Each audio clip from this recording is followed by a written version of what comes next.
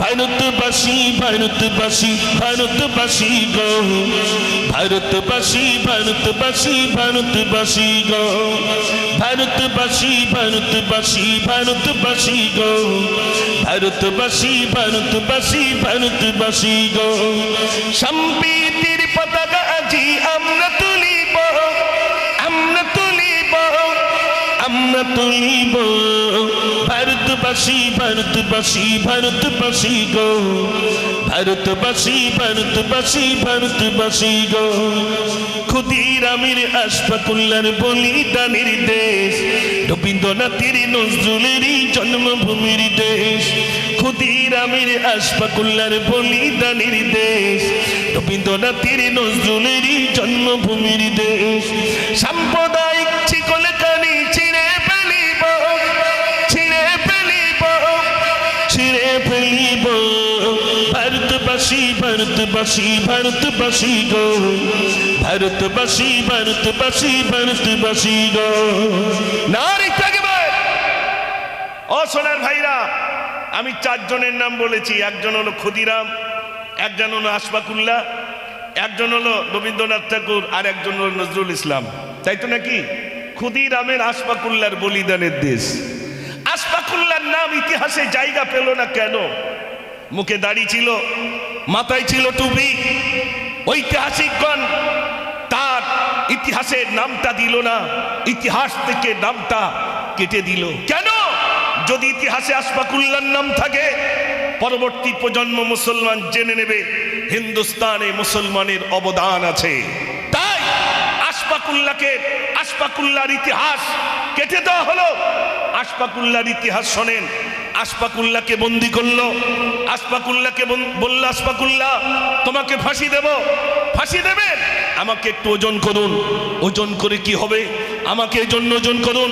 ফাঁসির ভয়েতে যদি ওজন কমে যায়, ইতিহাসের পাতায় লিখবেন কাপুরুষ আশফাকুল্লাহ, আমার ওজন যা ছিল যদি তাই থাকে, ইতিহাসের পাতায় লিখবেন সুপুরুষ আশফাকুল্লাহ, আমার ওজন যা ছিল তাছাড়া যদি বেড়ে যায়, ইতিহাসের পাতায় লিখবেন বীর পুরুষ আশফাকুল্লাহ। একটু জোরে বলুন না সুবহানাল্লাহ। আশফাকুল্লাহর ফাঁসির 15 দিন আগে ওজন হচ্ছে 100 কেজি। যেদিন ফাঁসি হবে, আশফাকুল্লাহকে বলছে, আশফাকুল্লাহ মায়ের সঙ্গে দেখা করতে চাও? না না, আমি মায়ের সঙ্গে দেখা করতে চাই না, আমাকে একটু ওজন করুন। ওজন করে কি হবে?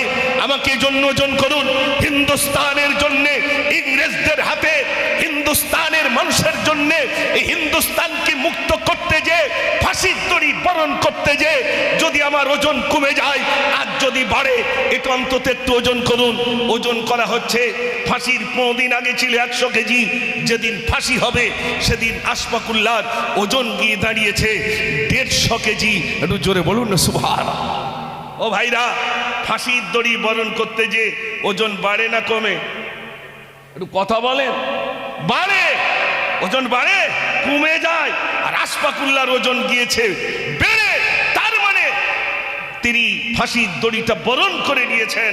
মনে রাখবেন, এই হিন্দুস্তানে মুসলমানের সব থেকে বেশি অবদান যদি বলেন কোথায় লেখা আছে, বই দেখতে হবে না, চলে যান দিল্লিতে, ইন্ডিয়া গেটের সামনে আজও পর্যন্ত স্বর্ণাক্ষরে লেখা আছে সব থেকে বেশি মুসলমানের অবদান। এই হিন্দুস্তানের জন্য মুসলমান বেশি রক্ত দিয়েছেন। একটু জোরে বলুন না সুবহানাল্লাহ। আজ আমাদেরকে অনেকেই বলছে লুঙ্গি পরা, আমাদেরকে বলছে জঙ্গি, আমাদেরকে বলছে সন্ত্রাসী। বলছে না? বলছে না? হ্যাঁ না বলেন না? মরণ কবার হবে? একটু জোরে কথা বলেন একবার, তাহলে সেইভাবে কথা বলেন। লুঙ্গি পরা, সন্ত্রাসী, জঙ্গি, বিভিন্নভাবে আমাদেরকে কটাক্ষ করা হচ্ছে। মনে রাখবেন, জানারাই ইসলামের উপর আঘাত এনেছেন, আজ তারা নাই। কত ফেরাউন গেল, সাদ্দাত গেল, নমরুদ গেল, আবু জেহেল গেল, ইসলামকে মিটাবার জন্য এর পূর্বে যারাই চেষ্টা করেছে তারাই খতম হয়েছে। মনে রাখবেন মুসলমান ভাইরা, এনআরসি জুজু দেখিয়ে মুসলমানকে কবজা করা গেল না, সিএএ বিল পাস করে মুসলমানকে জব্দ করা গেল না। এখন কিভাবে জব্দ করবে? না ওয়াকফ বিল পাস করো, মুসলমানের সম্পদ হস্তক্ষেপ করো, তাহলে দেখবে মুসলমান ছোটাছুটি বাদিয়ে দেবে। ও ভাইরা মনে রাখবেন, মুসলমানকে শেষ করা যায়নি। যেমনি দুল্প ঘাস একদিক দিয়ে নিড়ালে আর একদিক দিয়ে গজায়, মুসলমান শেষ করা যায়নি। যারাই মুসলমানকে শেষ করতে এসেছে তারা নিজেরাই ইসলাম কবুল করে নিয়েছে। একটু জোরে বলুন না সুবহান। গজল শোনাবো, শোনেন। ইসলাম তলোয়ারে এসেছে না উদারতায়? একটু জোরে বলেন। উদারতায় এসেছে। শুনে নেন, মুসলমান দেশ, এই দেশ চালিয়েছেন 750 বছর, ইংরেজ চালিয়েছে 190 বছর, আর আমরা এখন 74-75 পা দিয়েছি। 750 বছর রাজত্ব চালাবার পরে যদি মুসলমান মনে করতেন একটাও মন্দির থাকবে না, মন্দির থাকতো না। 750 বছর দেশ চালিয়ে এমন নজির নেই যে মন্দির ভেঙেছে। 750 বছর দেশ চালিয়ে বরং মন্দির তৈরি হয়েছে। কথা ঠিক বলছি না ভুল বলছি ভাই? আজ বিভিন্ন জায়গায় মসজিদের নিচেই ইস্যু করে ওই মসজিদকে ভাঙার জন্য বিরাট ভাবে পরিকল্পনা।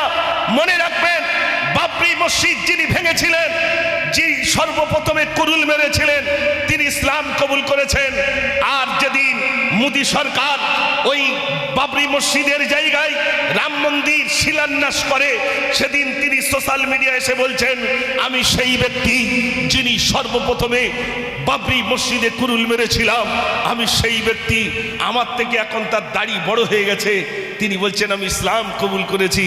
আমি ওই মসজিদের উপরে কুরুল মারাকে কেন্দ্র করে আমার এই প্রায়শ্চিত্ত মোচনের জন্য, একটি ধর্মীয় স্থানে আঘাত আনার জন্য, আমার ওই পাপ মোচনের জন্য আমি একটা মসজিদ নয়, আমি 200 মসজিদ বানিয়ে দেব। একটু জোরে বলুন না সুবহানাল্লাহ। ভাঙলো কটা? একটু জোরে বলে। একটা হচ্ছে কটা? 200টা। আজ জানারাই মুসলমানকে কোণঠাসা করার জন্য চক্রান্ত করছেন। মনে রাখবেন, আল্লাহ হয়তো আপনার জবান থেকে সেদিন কলমাটা বার করে দেবেন। ঠিক কিনা ভাই? আরে ওমর গিয়েছিল আমার রসুলের কল্লা কাটার জন্য, দারুন নাদওয়ায় মিটিং হচ্ছে, কে মুহাম্মাদের কল্লা কাটবে। একজন খাপ থেকে নাঙ্গা তলোয়ার বার করে বলছে, আমি মুহাম্মাদের কল্লা কাটবো। নাম কি? সঙ্গে সঙ্গে আমার বলি আমি জানাবো, মুহাম্মদকে আমি গিয়ে কতল করিব। প্রতিমধ্যে নইম্বায়ের সাথে দেখা হয়, ঘরের কথা শুনে ওমর আগুন হয়। রাস্তা দিয়ে যাচ্ছেন, হযরতে নঈমের সঙ্গে দেখা। ওমর কোথায় যাও? বলে মুহাম্মাদের কল্লা কাটতে যাই। ছি ছি ছি ছি, ছাগল ছানা ধরতে পারে, ওই আবার ধরতে পারবে না? ছাগল ছানা ধরতে গেলেন, ধরতে পারলেন না, তলোয়ার নিয়ে চাই নই, তুমি বুঝি ইসলাম কবুল করেছ, আমাকে শাসন করছো। তুমি বাড়িতে গিয়ে দেখো, তোমার বোন ফতেমা আর তোমার দুলাভাই সাঈদ দুজনই ইসলামের কলমা পড়ে মুসলমান হয়ে গেছেন। জোরে বলুন না সুবহান। ওমর রেগে আগুন, আমার বোন কলমা পড়েছে, তার মানে আগে বাড়ি শাসন করে আছি। কবি লিখেছেন, তলোয়ার নিয়ে ছুটে গিয়ে ফাতিমার ঘরে, তলোয়ার নিয়ে ছুটে গিয়ে ফাতিমার ঘরে, ডাকে তারা দুজনে কোরআন পড়ে। জোরে বলুন না সুবহানাল্লাহ। ওমর গিয়ে বিতর্ক মেরে মেরে যায়, ওমর গিয়ে বিতর্ক মেরে মেরে যায়। বোন বলছে, ভাই তুমি যতই মারো নবী ভুলি না। জোরে বলুন না সুবহানাল্লাহ। ও ভাই, মেরে মেরে শেষ করে দিল। ইসলামের কলমা ভুলছি না, ভুলবো না। আমাদের তো জবান থেকে আল্লাহু আকবার বার হয় না।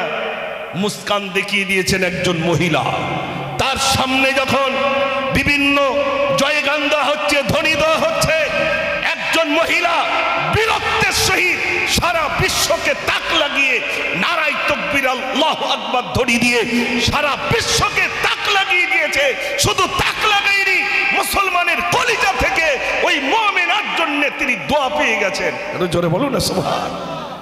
আর আমাদের জবান থেকে আল্লাহু আকবার বার হয় না।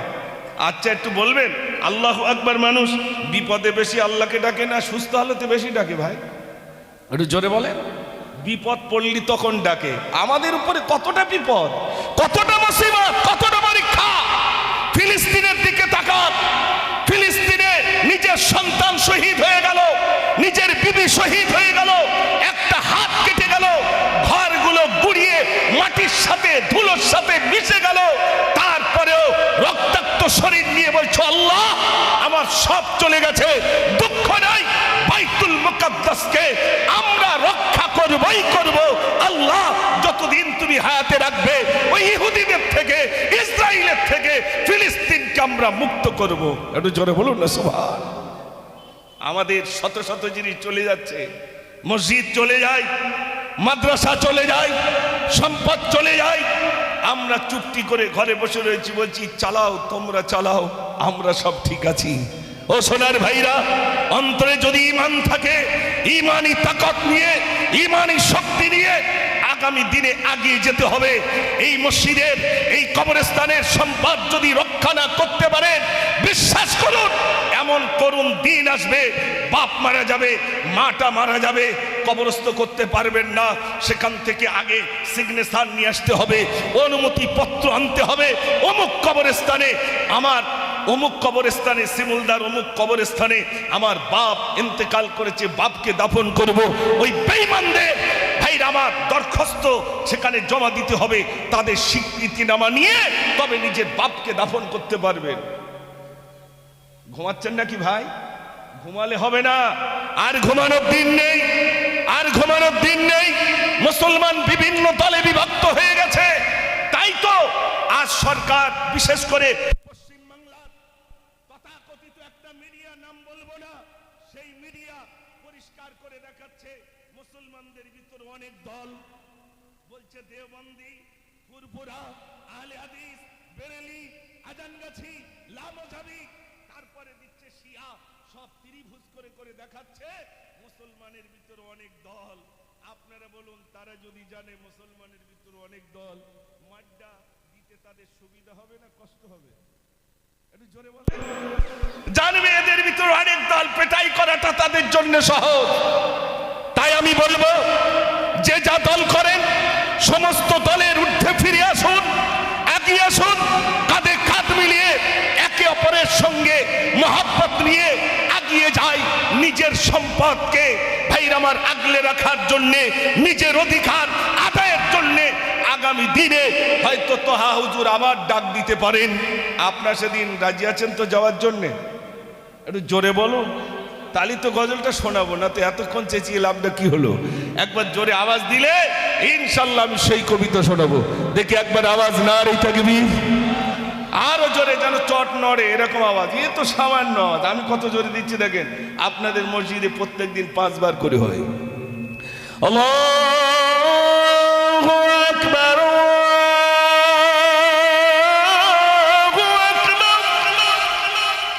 আল্লাহ মহান, আল্লাহ বড়। তারপর মুয়াজ্জিন বলছেন আশহাদু আন লা ইলাহা ইল্লাল্লাহ,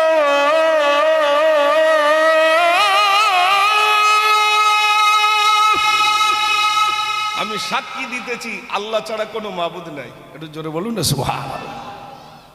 এর ভিতরে কোনো সাম্প্রদায়িক উস্কানিমূলক কথা আছে কিনা দেখেন, সাম্প্রদায়িক বাদানো উস্কানিমূলক বা কোনো ধর্মের উপর আঘাত আনছে কিনা আপনারা শোনেন। তারপর মুয়াজ্জিন বলছেন আশহাদু আন্না মুহাম্মাদার রাসূলুল্লাহ,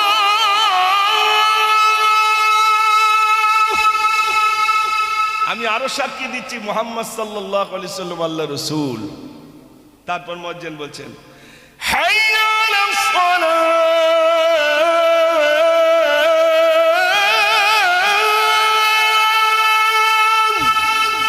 এসো নামাজের দিকে, এসো নামাজের দিকে।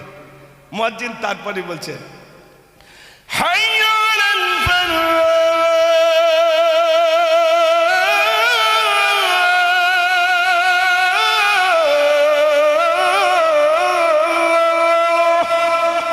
এসো কামিয়াবির দিকে, সফলতার দিকে।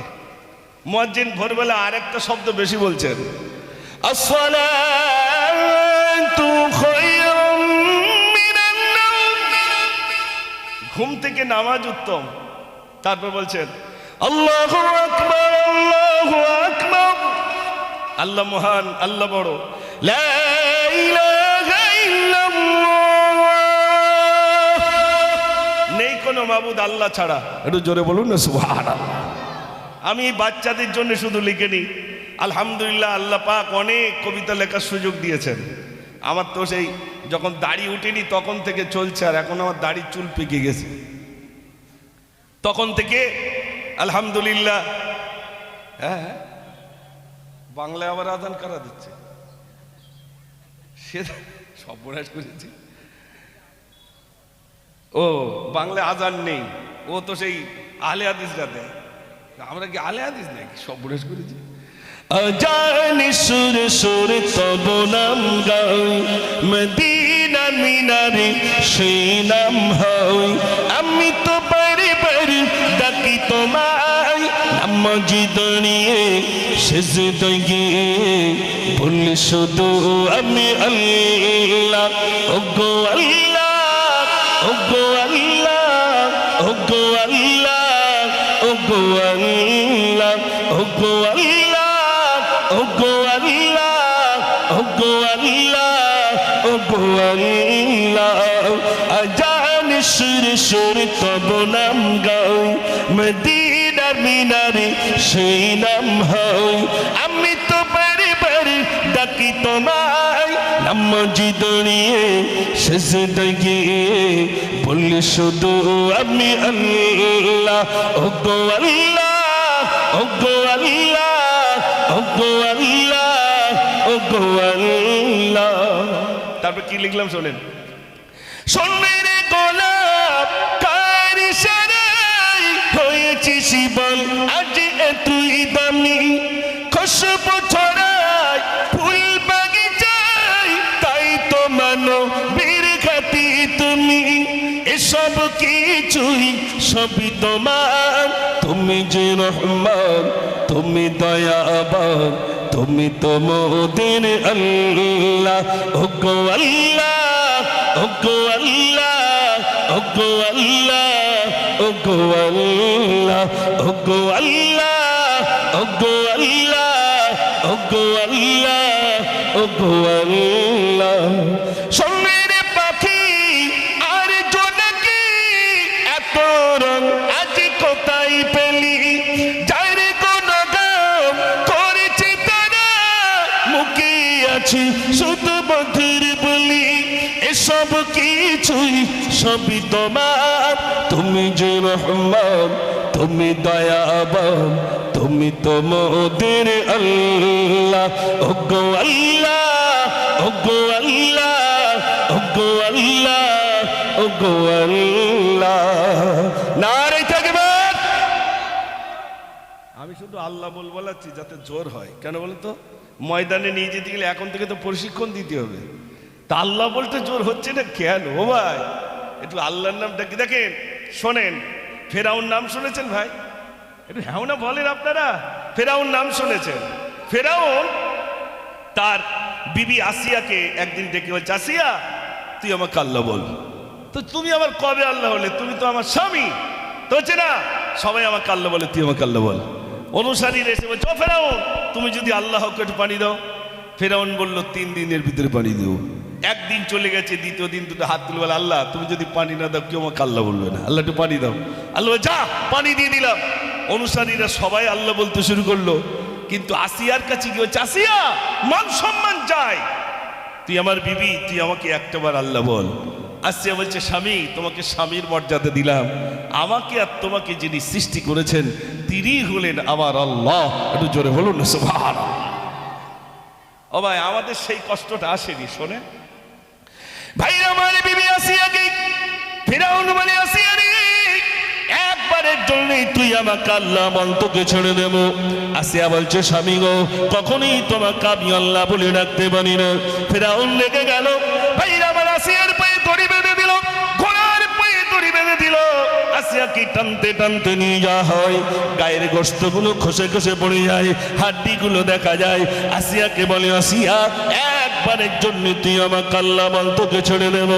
আসিয়া বলে, স্বামী গো গায়ের সমস্ত গোশতগুলো যদি খসে পড়ে যায়, আমার জান যতক্ষণ রয়েছে স্বামীর মর্যাদা দিলাম, আমাকে আর তোমাকে যিনি সৃষ্টি করেছেন তিনি হলেন আমার আল্লাহ। একটু জোরে বলুন না সুবহানাল্লাহ। তাতেও ক্ষান্ত হলো না। আচ্ছা আমাদের কি ওরকম কষ্ট হয়েছে? হয়নি।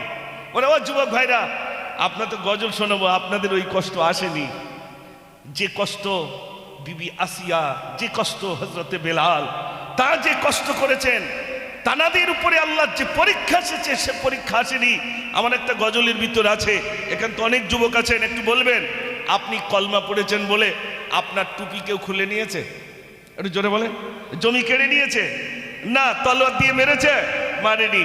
তাহলে এই যুবকটার কি হয়েছিল শোনেন, সেও তো আপনাদের মতো যুবক, যেটা আমি গজলের ভিতর লিখেছিলাম। ওই মানলে ভাইরা শোনো, এ করুণ এক ঘটনা, বুখারী শরীফে আছে লেখা, এ সাহাবারি বর্ণনা, এ সাহাবারি বর্ণনা। বুখারীতে আছে, নাম কি? নামটি ছিল আব্দুল উজ্জা, তার ছিল না পিতাজি, চাচার কাছে হইল মানুষ, ছাড়ল সাদির আম্মাজি, ছাড়ল সাদির আম্মাজি। চাচার কাছে লালিত পালিত, একদিন ভাইপো চাচার কাছে বলছে, চাচা, বলছে বলো। ভাইপো এসে বলল, চাচা, ভাইপো এসে বলল, চাচা, মোর মনে বড় শখ জাগে, বিমান ছিলাম আনিব ইমান, সাক্ষী রাখি তোমাকে, সাক্ষী রাখি তোমাকে। চাচা, কলমা পড়বো, সাক্ষী খুঁজে পাচ্ছি না, তা আপনাকে সাক্ষী রেখে আমি কলমা পড়ে নিলাম। একটু জোরে বলুন না সুবহানাল্লাহ। চাচা রেগে আগুন। চাচা তখন বলছে, চাচা রেগে বলল এবার, চাচা রেগে বলল এবার, ও মোর ভাইপো শোনো না, আমার দেওয়া জমি মাকাম তোমায় আমি দেব না, তোমায় আমি দেব না। জমি জায়গা ঘর বাড়ি যা দিয়েছিলাম সব কেড়ে নেব। যুবক কি বলছে শোনেন, ও যুবক ভাই, আপনার যুবক, সেই যুবক তখন বলছে, ও চাচা জি ফিরিয়ে দেব, ও চাচা জি ফিরিয়ে দেব, তোমার দেওয়া জমি মাকাম, করিবেন দোয়া মরি তৈরে, মসজিদে হই আজান, মসজিদে হই আজান। ও চাচা, এই না জমি জায়গা ঘর বাড়ি সব দিয়ে দিলাম, সব দিয়ে দিল। এবার চাচা ডাকছে, ভাইপো শোনো, জমি জায়গা ঘর বাড়ি সব দিয়েছো, কিন্তু ওই পরনে পায়জামাটা আছে ওটা আমি কিনে দিয়েছি। চাচা বলে, ভাইপো শোনো, ওর কাছে দিলে সব জমা, তাকিয়ে দেখি তোমার পরনে আমার দেওয়া পায়জামা, আমার দেওয়া পায়জামা। ওই পায়জামাটা আমি কিনে দিয়েছি, ওটা দিয়ে দিতে হবে। যুবক ছেলে তখন বলছে, ও চাচা জি ফিরিয়ে দেব তোমার দেওয়া পায়জামা, সবই দিতে রাজি আমি, ছাড়িব না কলিমা, ছাড়িব না কলিমা। জোরে বলুন না সুবহানাল্লাহ। চাচা সব দেব, কিন্তু কলমা ছাড়বো না। পরনের পায়জামা চলে গেল, সব চলে গেল। উলঙ্গ হয়ে রাস্তা দিয়ে হেঁটে যায়। মা দেখতে পেয়েছেন আমার যুবক ছেলে উলঙ্গ হয়ে হেঁটে হেঁটে আসে কেন। মা লজ্জায় দুটো হাত চোখটাকে টিপে ধরে বলছো, বাবা তোমার পরিণতি এমন কেন, কি হয়েছে বাবা? ছেলেটা তখন বলছে, দোস্তিয়া মারে তাই মা জান। আমরা এখানে যারা আছে আমাদের দোষ কোনটা শোনেন। দোস্তিয়া মারে তাই মা যাও, কলমা আমি পড়েছি, তারি বদলে জমি জমা সবই আমি হারিয়েছি, সবই আমি হারিয়েছি। দোষ আমার এত এতটুকু কলমা পড়েছি বলে জমি জায়গা ঘরবাড়ি সব কেড়ে নিয়েছে আমার চাচা।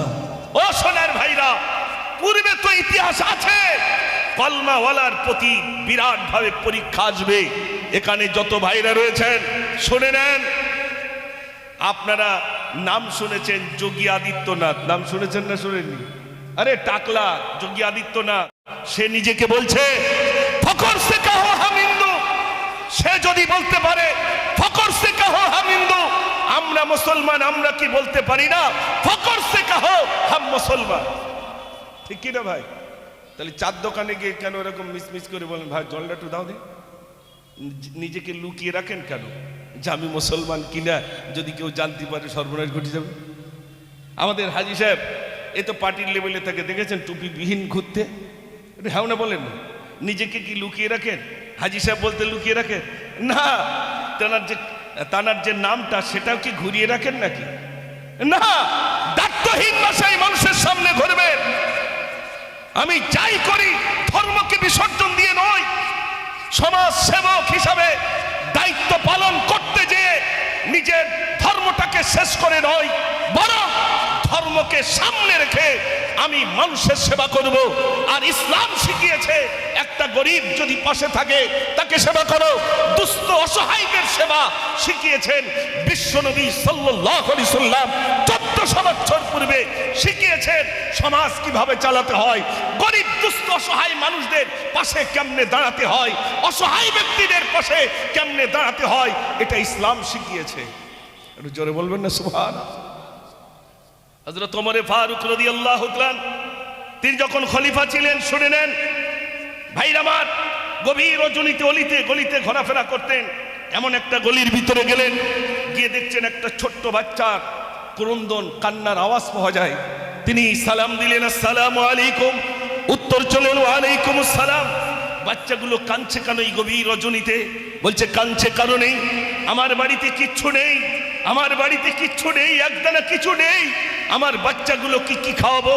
তাই বাচ্চাগুলোকে সান্ত্বনা দেওয়ার জন্যে আমি উনুনের উপরে হাঁড়ি দিলাম, তাতে কিছু পানি দিলাম, নিচে আগুন দিলাম, আর ওই পানিতে 3টে পাথর ছেড়ে দিলাম।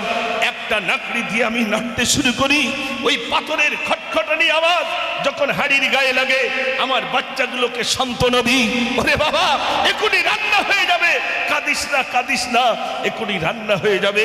হযরত ওমর ফারুক রাদিয়াল্লাহু তাআলা চোখের পানি ছেড়ে দিলেন, হারে আমার রাজ্যের ভিতরে অনাহারে ভুখায় কষ্ট পাচ্ছে, আল্লাহর কাছে আমি কেমন করে কৈফিয়ত দেব?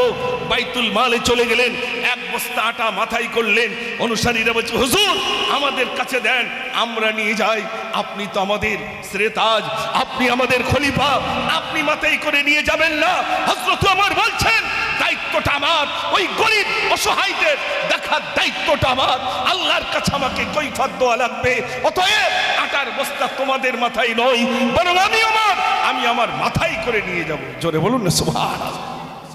শিখিয়েছেন কে? ইসলাম শিখিয়েছেন। পাশের যদি হিন্দু ভাই থাকেন তার সঙ্গে কি ব্যবহার করবেন ইসলাম শিখিয়েছেন।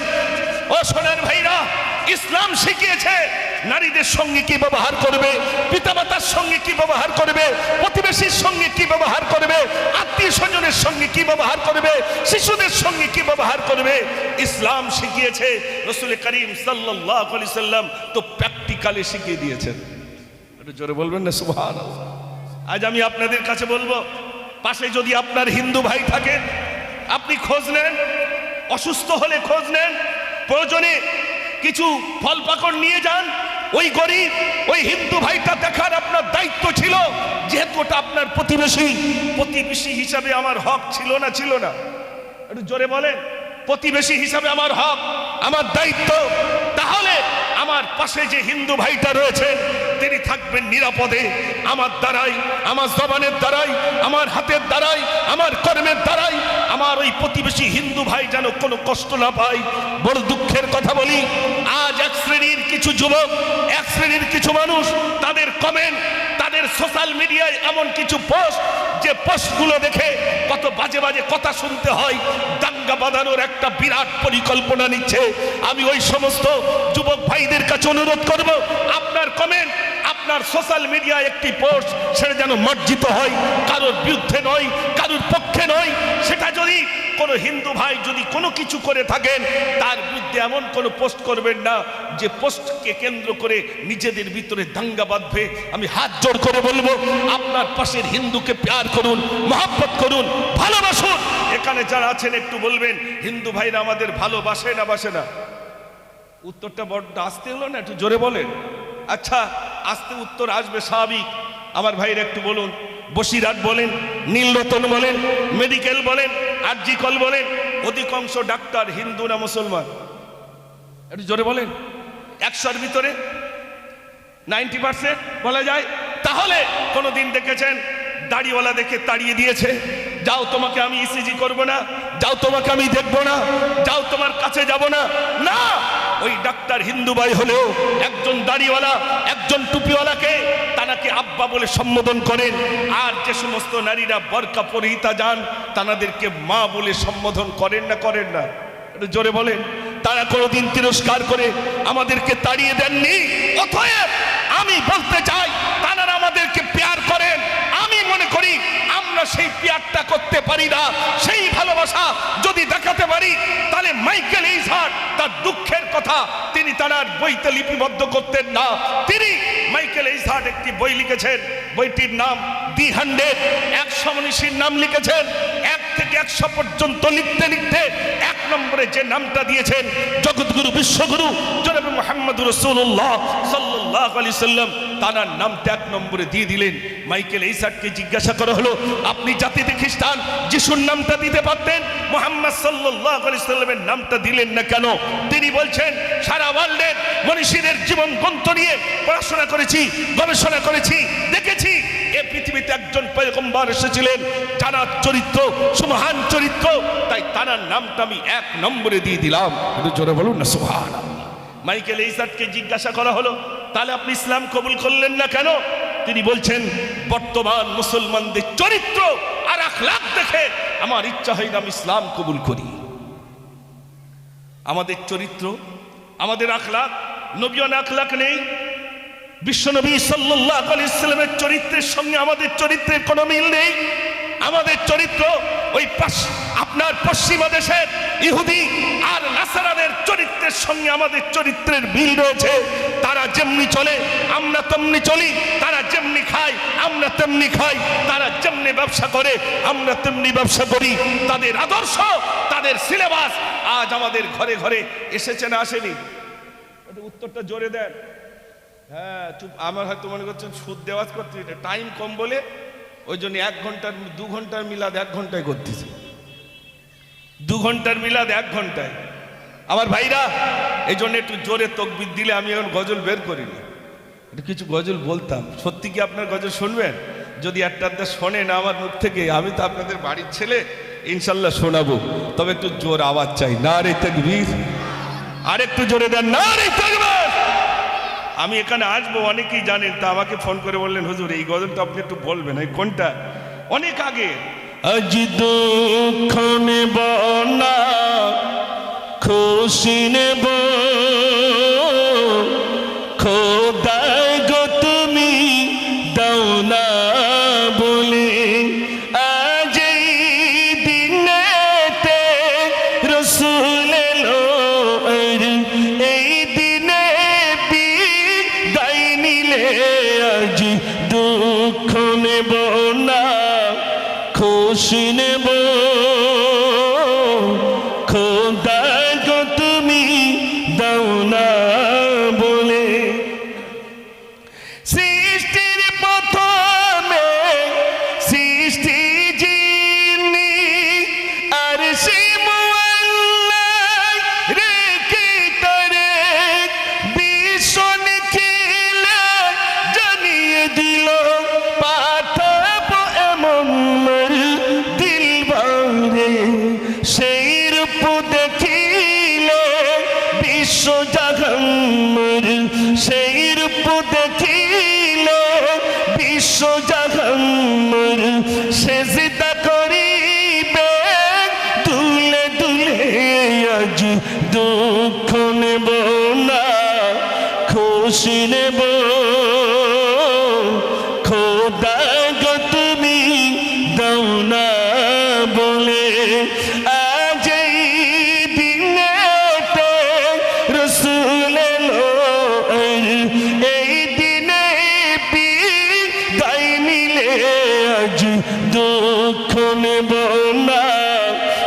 খুশি নেব খোদা গো তুমি দাও না বলে আল্লাহকে বলে মোর হাবিব ধুলির ধরাই করিবে গম তোমার ইজাত করিবে হরম কুল মখলুকাতির নাহিয়ম আমার ইশারা আমার রাদা পূর্ণ হলে মোর কাছে তুমি আসিবে চলে আজ দুঃখ নেব না খুশি নেব খোদা গো তুমি দাও না বলে দেখি একবার আওয়াজ না রে তাকবীর। যাওয়ার আগে শোনেন, আপনাদের শিমুলদায় অনেকদিন আসা হয় না আলহামদুলিল্লাহ, তারপরেও হাজি সাহেব শুধু একবার বলেছেন জাহাজ সাহেব আপনাকে আসতে হবে। আলহামদুলিল্লাহ একবার ফোনে আমি আমার ঠিক নির্বাচিত সময়ের ভিতরে তার পূর্বে এসে গেছি আলহামদুলিল্লাহ।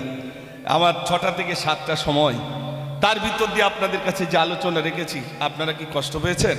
একটু জোরে বলেন মাশাআল্লাহ। তাহলে এবার একটা বার্তা দিয়ে যাই, আপনাদের এই ছোটবেলা থেকে আপনাদের দোয়ায় আলহামদুলিল্লাহ 2টি প্রতিষ্ঠান চালাবার মতো আল্লাহ সুযোগ দিয়েছেন। একটা ছেলেদের শিক্ষাঙ্গন, একটা মেয়েদের শিক্ষাঙ্গন। আমার জীবনটাই জুড়ে আছে শিক্ষাঙ্গনের সঙ্গে আলহামদুলিল্লাহ। আপনারা দোয়া করেন আল্লাহ পাক এই 2টি শিক্ষাঙ্গনকে কেন্দ্র করে, এই প্রতিষ্ঠানকে কেন্দ্র করে আল্লাহ পাক যেন নাজাতের জরিয়া বানিয়ে দেন। সবাই বলুন আমিন। চৈতলের দিকে গেলে অন্তত একটু যাবেন। আর শেষ গজলটা যেহেতু মায়েরা অনেকে এসেছেন তো তাদের একটু না বললে তারা বলে আমাদের তো কিচ্ছু বলিনি, এই জন্য একটুখানি তাদের বলে আমি বিদায় হব। মায়ের কদম চুমে নিলে চুমে নিলে খোদার রহম হতো ফুলের সুবাস যতই দাও হবে না মায়ের মতো মায়ের কদম চুমে নিলে চুমে নিলে খোদার রহম হতো জান্নাত পেতে যদি যাও দিও না মাকে ব্যথা করবে কারণে যন্ত্রণা মায়ের দিলে গাথা কোথায় গেলে পাবো ভালো পাবো ভালো আমার মায়ের মতো মায়ের কদম চুমে নিলে চুমে নিলে খোদার রকম হতো ফুলের সুবাস যতই দাও হবে না মায়ের মতো মায়ের কদম চুমে নিলে চুমে নিলে খোদার রকম হতো। নারে তাকবীর। যাওয়ার সময় অন্তত একটা তকবীর একটু জোরে অন্তত হোক। আল্লাহর কাছে তো বলতে পারবো আল্লাহ তোমার নাম খুব উচ্চ রবে নিয়েছিলাম, হয়তো ওই ওসিলা আল্লাহ ক্ষমা করে দিতে পারেন। দেখি একবার জোরে নাম দেখি নারে তাকবীর। আর একটু জোরে, তো প্রথম গিয়ার, দ্বিতীয় গিয়ারে একটু জোর দেখি নারে তাকবীর নারে তাকবীর। সিলসিলা হাত মুসাদ্দিদুজ জামান, সিলসিলা হাত মুসাদ্দিদুজ জামান শিমুলদা আজাদ ক্লাবের নেতৃত্বে 8 দিন ব্যাপী ঐতিহ্য ইসালে সব নারে তাকবীর। মাশাআল্লাহ। এখানে ইতি করলাম, আমি সংক্ষেপ করলাম। আমার বলার ভিতরে যদি ত্রুটি হয় ক্ষমা করবেন আমার জন্য।